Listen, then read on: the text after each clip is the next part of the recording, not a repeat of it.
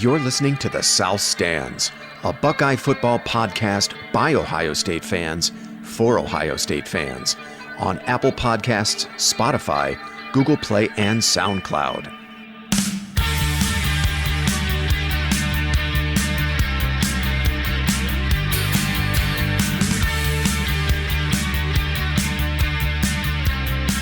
So, it was funny. I was listening to the Athletic Ohio State dedicated podcast. It's called 4 to 6 with A and B, and it's the two of the old Cleveland.com guys, Ari Wasserman and Bill Landis. So they do their own podcast. And they were there for it seemed like a year or two, and then moved on pretty quickly. Yeah, right? Totally. I don't know if LeMarie burns these kids out, and he seems like a pretty intense guy. He totally might. He might have that personality that he does that. I could totally see that happening. Yeah.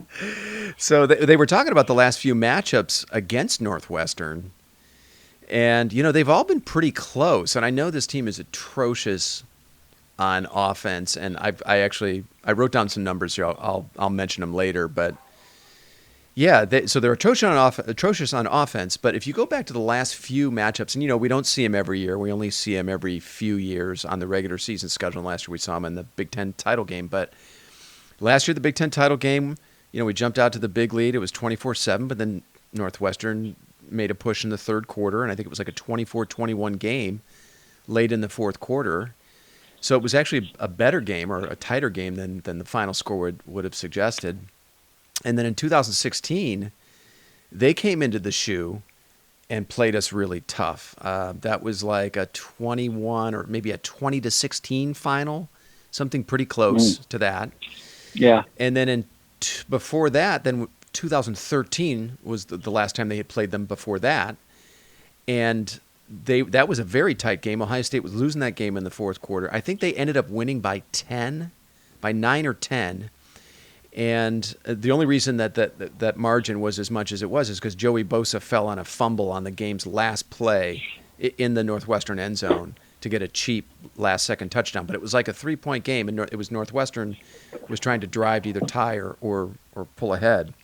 So the last few games between these two schools have actually been pretty close.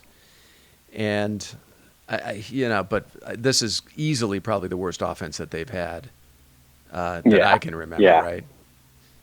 I went and looked, and I tried to find a reason why this should even be a game. Right? Right. Is it because they've got 15 Ohio kids starting, or they've got just some speedy weapon dude that's going to give us fits, or just some anomaly other than, you just look at their record, who they played, and it just doesn't exist, right? No. I mean, on paper, this is just, I even think the line is low, which is crazy when you think about 28 points, Big Ten opponent on the road, and this team was in the championship game last year, which then, also got me thinking about how ridiculous the East-West alignment is in the conference, where you just have this disparity between these, these blue bloods in the East, and just you have a championship team from the West, and then the next year they're 1-4. That to me is just a whole nother topic that certainly we don't need to, dissect today.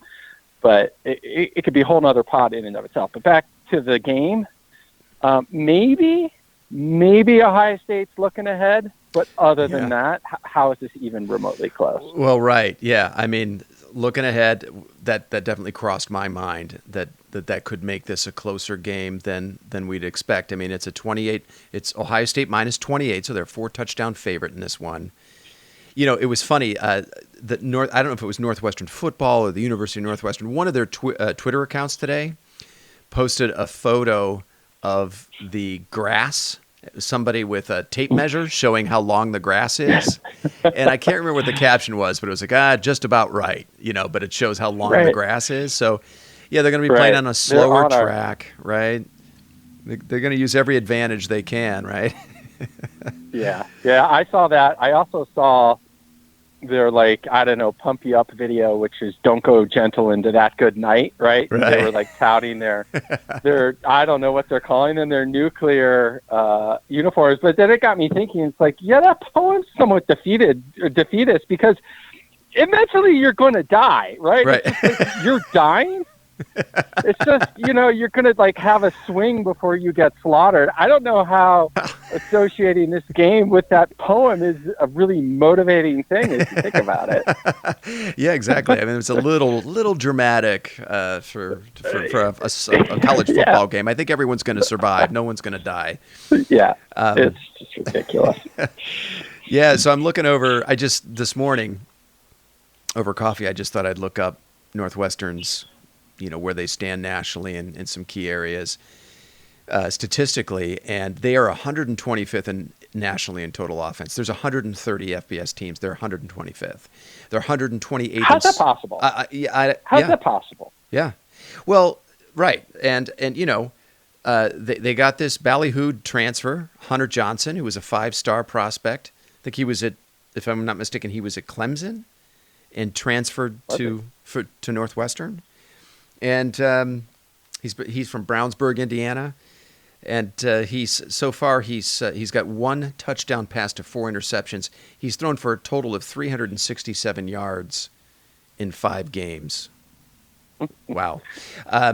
It's crazy. So they're 123 yards in passing, 123rd, in passing offense, and 80th in rushing offense. So they run the ball a little bit better, but still toward the bottom half of the stats nationally.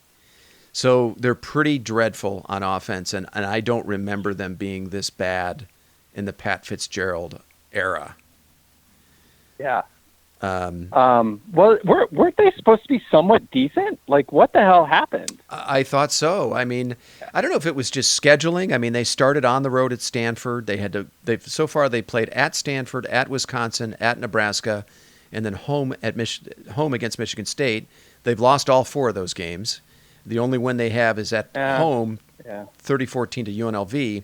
So maybe it's somewhat a product of the schedule. I'm not going to pretend to know how many kids they've lost. I know that they lost their starting quarterback. The kid from last year who was actually pretty good. And he had a pretty good game against us in the shoe back in 2016. I remember Clayton Thorson. And he wasn't too bad in the Big Ten title game last year either. But it's tough, right, at Northwestern. It's just tough to reload, right? Right. Yeah. It's that same argument that I had sort of about Michigan State, right? You can't year in, year out expect them to be, even contenders, mediocre. But to go from, where they were last year to being this bad, I guess I didn't realize that schedule as you ran through it's harder than I thought it was. Yeah. So I guess on paper it doesn't surprise me that they lost all 4 of those games. So I don't know. Okay, so maybe there's one of our positives why this can be a tighter battle, because their schedule is actually pretty damn hard. Well, totally. So I know Stanford got off to a slow start.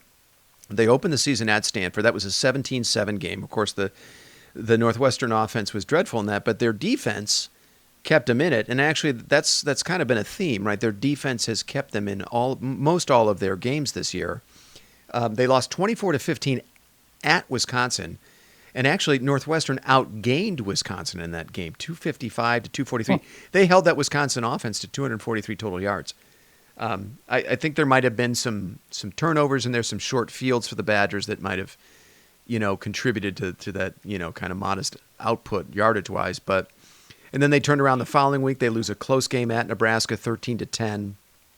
So they've been competitive. Really, the only game that wasn't competitive was against Michigan State at home a few weeks back. But defensively, they're just outside the top 25. They're 26th nationally in total defense.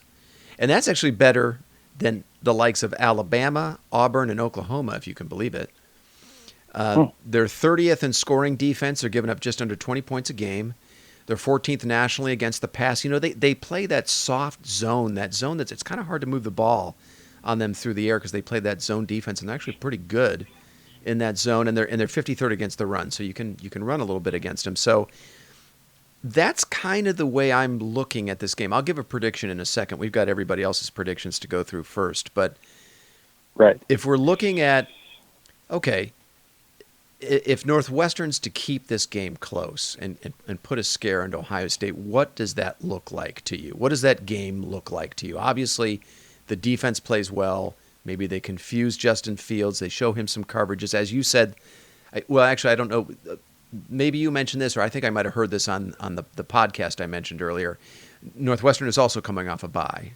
So maybe they show a look defensively that confuses Fields. He's not able to, adjust, or he has trouble finding receivers downfield. I don't know. How else, in your opinion, does that game look? If it's going to be a close one? It would seem to reason the only chance they have, is to slow the game down, limit Ohio State's possessions, even though their defense is good, because they just don't have the offensive weapons. But I just don't see how they're possibly going to be able to do that.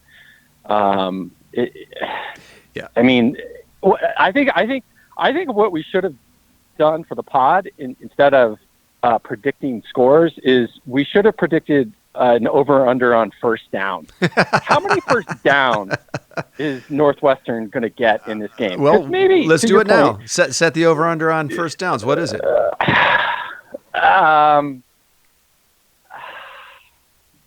6. 6? I was thinking 8, but we were in the same ballpark. 8. Okay, so we'll split the difference. So 7 is the over/under on first downs, and I would take the under on that. Yeah. I mean, it sounds like their defense is halfway decent, but the point is Ohio State is going to get their chances, and you could stop them for a while, but you just can't shut that team out for an entire game. So you do some ball control stuff like that, but if you can't get any first downs, that's not going to happen. The other thing, it's going to be my new sort of weekly thing is who's the poor soul that has to try and block Chase Young week in and week out. And I actually looked it up, and it was somewhat encouraging. His name is Rashawn Slater, and he's the offensive tackle. He's 6'3", 305-pounder. He's a junior. I was like, oh man, this guy's got a shot. And then at the very end of what I read, it's like, Andy's questionable on Friday night. And I'm like, fuck. Well, Chase Young had a pretty good – I remember him having a pretty big Big Ten title game last year. He was responsible. He forced a couple of turnovers, and I don't know if it was the same guy that was trying to keep him off the edge, but trying to block him off the edge.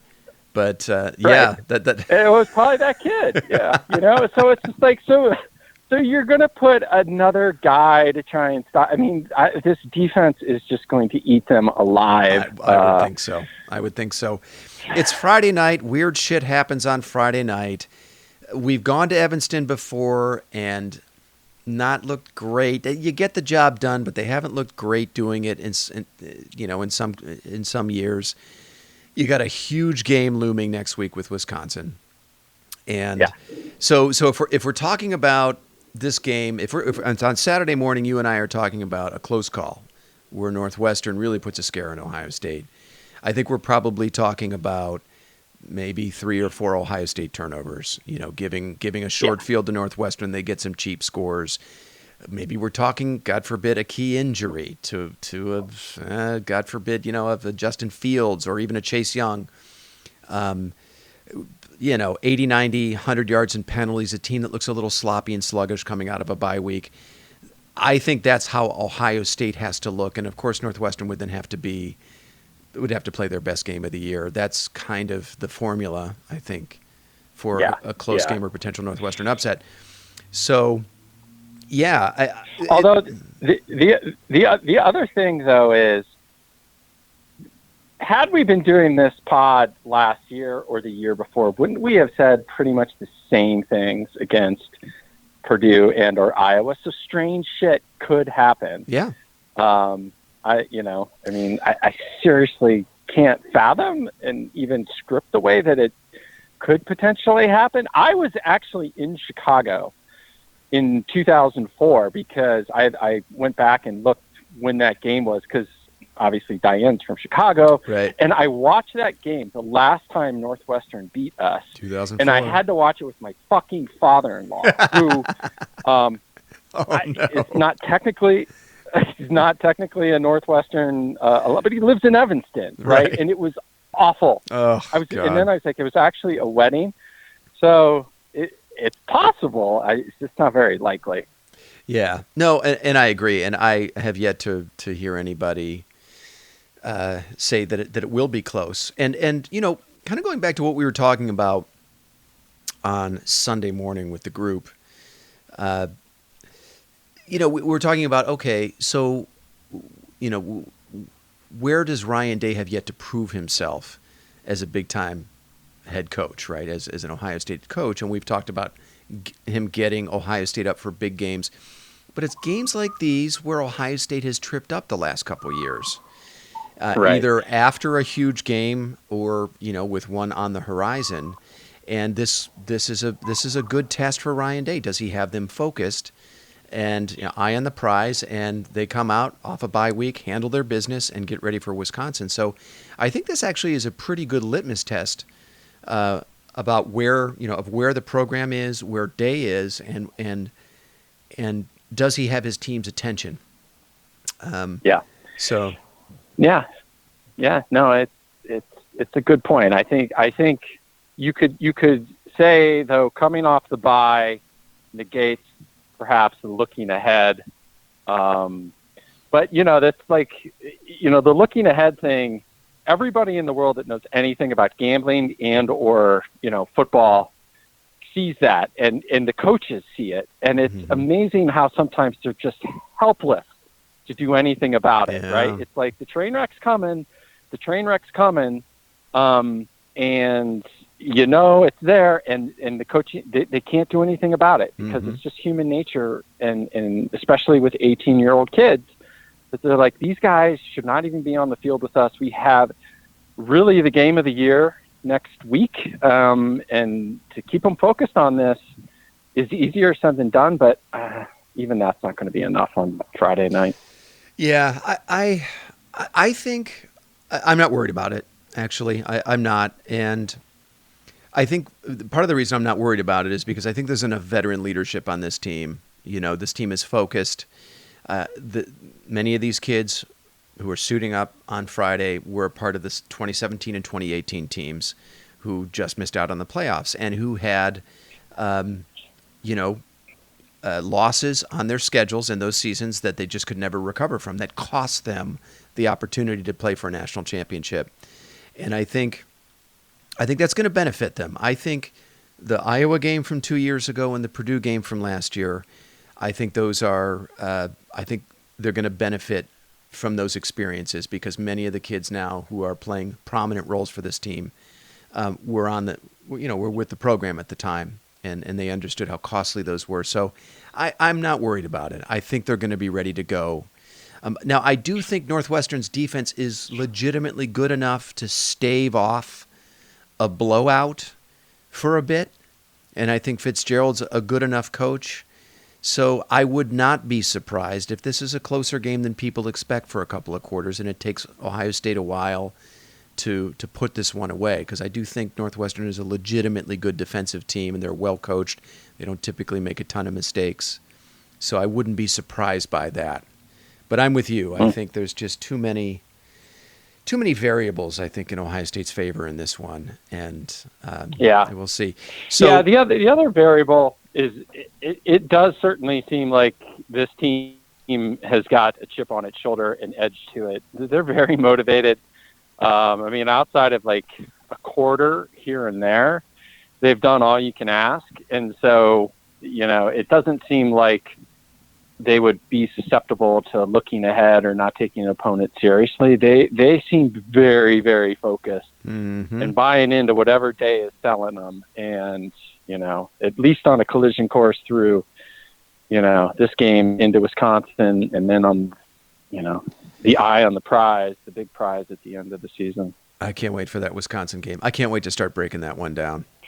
I'm looking forward to that one. I'm almost tempted to start talking about it now. Did you see that the the broadcast of this game had to be switched from FS1 to Big Ten Network because of a conflict with the baseball playoffs? I did see that. Yeah. So it'd be interesting because Buckeye fans on Twitter kind of got all incensed about it, but I'm like, who cares? Big deal. I mean, as long as it's on the channel that I get, who cares? But I think the other, and that's after getting incensed on, it's infringing on Friday night high school football. Right. It's like, well, wait a minute. You've known about this game it's been on the schedule for a year now, or presumably. I mean, I don't know, at least 6 months, and now everyone's up in arms about it being a Friday night kick.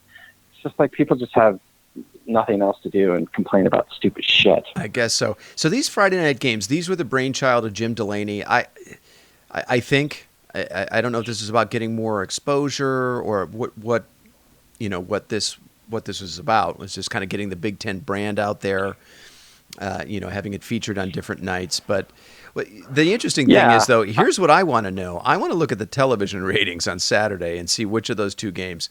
I think it's the ALCS or Ohio State Northwestern gets better ratings. You don't want to underestimate Buckeye Nation, right? I mean, I would not be surprised. It's actually a very good point, because you think there's no way that they could outrate a playoff game. But baseball is so regionalized now. It is. That, I mean, it's healthy, overall. But man, if your team's not in the playoffs, nobody cares. Nobody. I mean, I'm not going to sit for a 4-hour baseball game. No. Yeah, that should also be another prediction. What draws better? Which draw better? Yeah. Yeah. Let's look at that. Is it the Astros and Yankees versus? Well, if the Yankees are involved, that's going to be tough to beat, right? You get the whole New York market, and Houston's a big market. So, all right. Chicago. Yeah. So should we get to some predictions? Do we want to start with our friends in absentia, and then maybe then you, then me? Sure. All right. Great. So first, I'm going to give a prediction on behalf of my father-in-law, Ken Meyer. Actually, he's going to be here on Saturday, and it's just going to be the two of us for a week, while Erin's in Michigan for a girls' week. She's going back to hang at her family's lake house with her girlfriends. There's a pod in that. That in itself is a pod. So it's a bachelor's week coming up for the next week. So Ken's gonna hang out and look after our dogs during the day while I'm at work. So Ken's prediction, he does not see this one as close. It's Ohio State 62-17 in his view. He's got Ohio State running away with this one. Not much of a game there. Our friend Mr. Sloan, Matt, he likes the Buckeyes 59-3. He says J.K. Dobbins goes over 200 yards. So he doesn't see that one as much of a game either. Mr. Plummer, Chad, 47-6 Buckeyes. And Mr. Gallagher, Tim, 49-7 Ohio State. Paige, how do you see this one? Yeah, I'm with all those guys. I was actually thinking shutout, like 41-0. 41-0. I don't see how they can score. Okay. Yeah, I just don't see them scoring unless it's against our second team defense in the fourth quarter. How are they going to score? Yeah. And I assume they're going to have to pass a lot too. Which if you've got that quarterback, if Hunter Johnson has to drop back 40 times, or however many times it's going to be, 40 something odd times, and you're going to expose him to Chase Young and that front seven coming after him, could get ugly. There could be some interesting things happening there. I'm going to say Ohio State 37, Northwestern 3. I know that seems like kind of a modest final score, and I tipped my hand earlier. I think when I said that Fitzgerald's a good coach, I think Northwestern's defense is good enough to stave off the blowout for a couple of quarters. It's a weird Friday night game played on a slow track, natural grass. It's like 4 inches high. You're not even going to be able to see everyone's cleats. And there's the possibility that the Buckeyes could have one eye on Wisconsin next week. So we'll see. If Ryan Day is able to produce a 60-3 result, or some of these other scores that our friends have predicted, then I think we know that that's a good litmus test for where the program is and how much of his players' attention Day has. So, go ahead, Paige. They should have a fairly sizable Buckeye crowd in that game. I mean, if you're a Northwestern fan, you're like, man, do I want to be witness to the slaughter? Yeah. There could be some seats available that might not normally be available. And God knows. I mean, how many Buckeyes there are in Chicago. Yeah. It wouldn't surprise me if that stadium hold like 47,000. It wouldn't surprise me if there's 20,000 Buckeyes fans there versus, 27 for Northwestern or something along those lines. Well, and then you factor in what could be a less than desirable weather forecast. Looks like. Oh, what is it? Well, it's going to be clear, partly cloudy. It looks like, but I think game time kick is probably going to be about mid-40s. So we'll see. I don't know. Typical Chicago. Yeah, typical Chicago in mid-October. Is there any more meat on the Northwestern bone we can pick at, or have we kind of? I think we got it all. I think we got it all. Yeah, we'll see. We'll see, but yeah, I would expect Ohio State to handle business. All right, so there is one other game of interest as far as Ohio State fans are concerned in the Big Ten, and that is our friends from up north, as you like to call them, Paige, paying a visit to Happy Valley.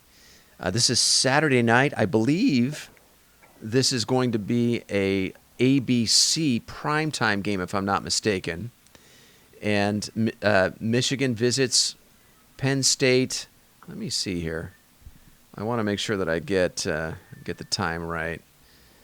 Right now, I think Penn State is only a 7-point favorite in that game. Do I have that right? I saw 9. I thought maybe it's come down. 8.5 is what I'm seeing now on ESPN.com. It is the 4:30 primetime game on ABC, so I assume that's Herb Street and Fowler. I'll definitely be tuning in for that one. Number 16 Michigan at 5-1, a very shaky 5-1, visiting Penn State, number 7 Penn State in Happy Valley. And I don't know, neither of these teams impressed last week. Was that fair? Would you say? I mean, Penn State got the win. Yeah, well, there was right, but go ahead. Well, there was a lot of hype building for Penn State, and then just really that just eyesore against Iowa. I think that probably affected the line by 4 to 5 points. Mm-hmm. People were like, "Yeah, these guys aren't that good either." Otherwise, I could easily see this game being double digits. Right. And the Michigan woes are well documented. And, the other thing is, Michigan has 3 of their next 6 games are versus top 10 teams. Yeah. And is this the beginning of the end here, right? Mm-hmm. Like if they get, let's just say they lose them all, and say they lose 2 of them in ugly, ugly fashion. I mean, Jesus Christ, talk about the wheels just completely coming off of that program. The wheels could come off. Well, I mean, I think it could go one of 2 directions, really. I mean, I think it either, Harbaugh is able to, at the 11th hour, turn this program around and get them back into the national discussion, or, as you say, the wheels come off and you really start hearing the Mike Valentes of the world calling for his head. You're at Happy Valley. Now, I think what we saw offensively from Penn State in Kinnick last week, at least offensively, I think I would not glean too much from that because Iowa's a different team at home, and they have a way of shutting down good teams in their stadium. I would expect that Penn State's probably a better offense than what they showed last Saturday, and especially when they're playing at home in a big game like this. So, yeah, and then you got to turn right around. If you're Michigan, you host Notre Dame in the Big House. And oof. Yeah. Well, I guess it depends. If you're a Michigan fan, it depends on how you look at the world, I guess. I mean, you could look at it as an opportunity, or you could look at it as the opposite. Yeah, that's true. But what have they done all season that would give you any hope that that's actually going to happen? I mean, I went back and I looked and I was like, oh yeah, I totally forgot. they should have got beat by fucking Army. They should have never won that game, you know? And it's like, oh, yeah, well, okay, you're up 28-0 against Illinois. Next thing you know, that's a ball game. Like, they have done nothing this season to give you any indication that they can turn it around. So, and you make a good point about Penn State's offense and, you know, playing on the road at Iowa. How much do you, you know, pull from that versus their other games where they've looked pretty good? Didn't they go to Maryland and just destroy them? Yeah, they did. They did. So they have some offensive firepower. So, yeah, this could get this. I mean, these next 6 games for us and for Michigan are just going to be entertaining as hell. It's going to be great. Well, yeah, we're going to learn a lot, right? I mean, these next few weeks are going to really tell us about who really is going to be in pole position and who's going to, you know, if the Big Ten has any chance of getting a team into the playoff field. So, yeah, Penn State. So Penn State, they have a 79-7 win in the opener over Idaho. Then they beat Buffalo 40-5-13. They still continue to schedule nobody in the preseason, in the pre-conference, non-conference. Sorry, they had a close game with Pitt 17-10. That was in Happy Valley. Then they went to Maryland and then destroyed them 59-0. They beat Purdue 35-7. By the way, Jeff Brom and Purdue, where did they go? I mean, they beat Ohio State last year, and then they went back to being Purdue. What have they done? Yeah. So, and then the 17-12 game against Iowa. It is interesting because they played 2 legitimately solid teams on their schedule, Pitt and Iowa, and they won both games, but they only totaled 17 total points in each game. 17-10 over Pitt in Happy Valley in Week 3, 17-12 on the road last week at Iowa. So it does recommend a suspicion that maybe offensively they're not as explosive as the Maryland result would suggest or the Idaho game would suggest. I don't know. In Happy Valley against a Michigan team that's really in the middle of an identity crisis, I got to go with Penn State. So should we go back around the horn with our friends first and give their Penn State predictions? Then we'll go you and me. What do you think? Yeah. All right, great. So Mr. Sloan, he's got the Nittany Lions 28-17.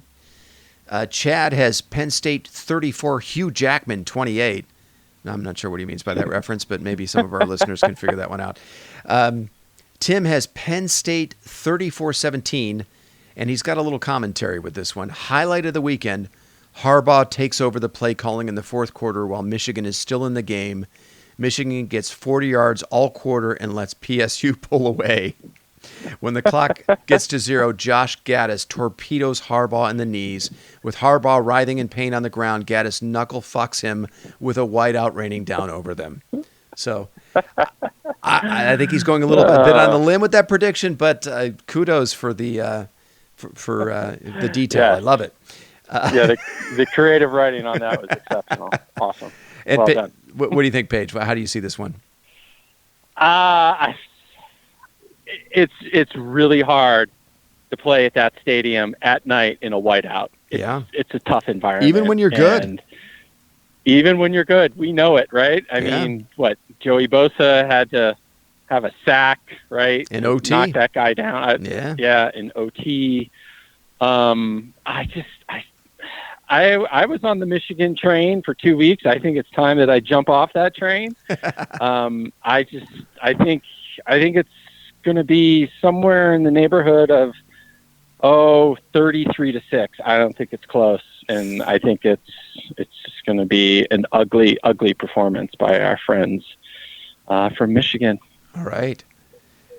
I got PSU, Penn State, winning this one. And I'm literally typing this down. I'm recording this as 21-13 Penn State. I think the results against Pitt and Iowa are instructive. I don't think they're that good of an offense. I think Pitt and Iowa showed that. When they're going up against a competent defense, you can limit them. And I think Michigan I think they can still play pretty good defense. And I think there will be a sense of urgency with Michigan. I think they understand that this is really their season, right? They cannot afford to lose another game. You can't have 2 conference losses, Big Ten losses.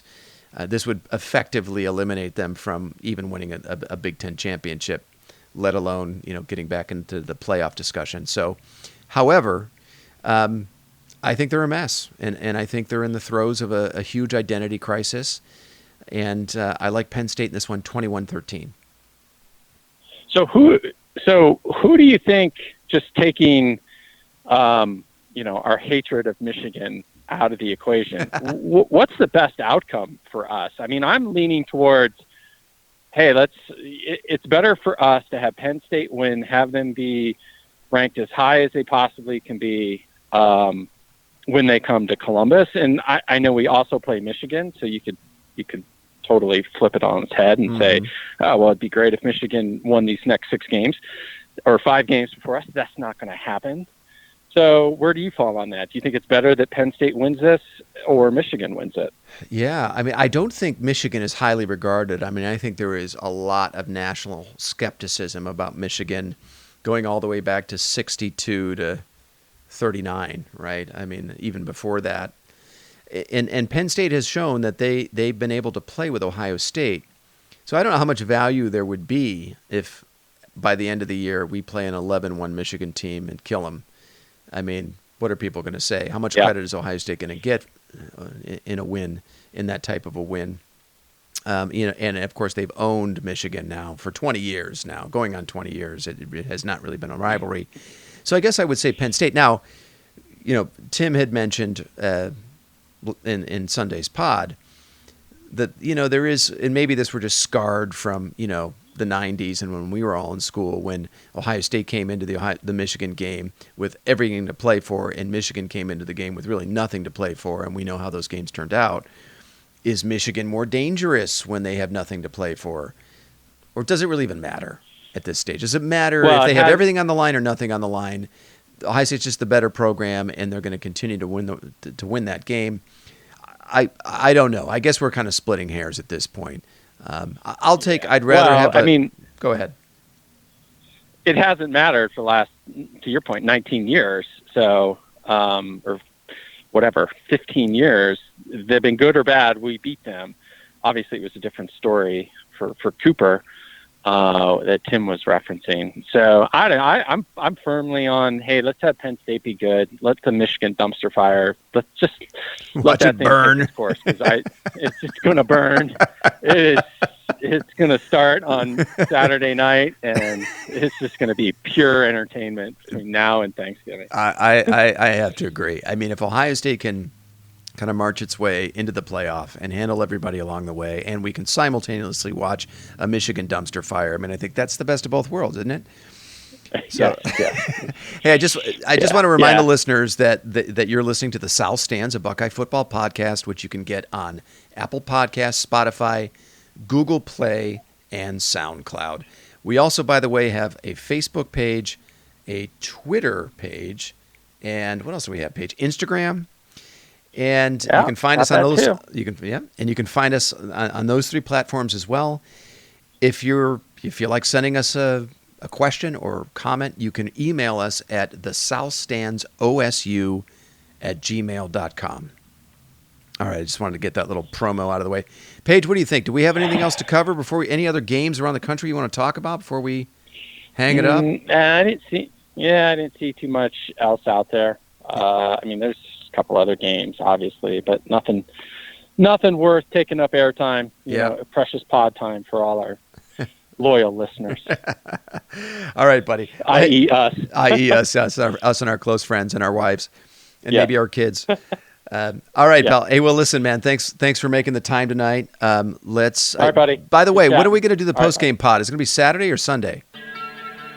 I guess we'll figure that out. Let's do Sunday. Yeah, it's got to be Sunday because we want to see what Michigan does for sure. That's right. Sunday. All right, folks. We'll see you on Sunday. Paige, thanks for making the time, and go Bucks.